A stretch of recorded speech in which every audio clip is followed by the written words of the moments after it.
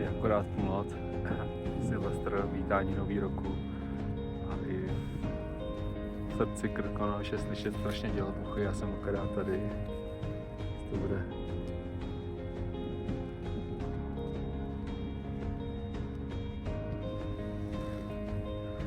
Bílém takhle.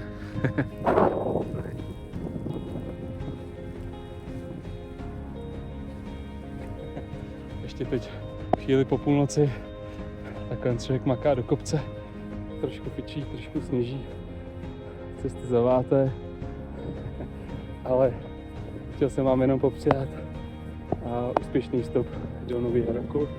Doufám, že ho trávíte s vašimi nejbližšími, s rodinou a chtěl jsem vám především popřát to zdraví, protože jak říkám, bez zdraví není to ostatní, anebo především zdraví, ostatní je sranda. Takže mějte se krásně a přeji krásný vstup do nového roku. A já to bohužel nestíhám tam, kam jsem chtěl, ale i tak tam na mě čeká pár přátel a nejlepším kruhu to taky nějak užiju následující. Mějte si krásně.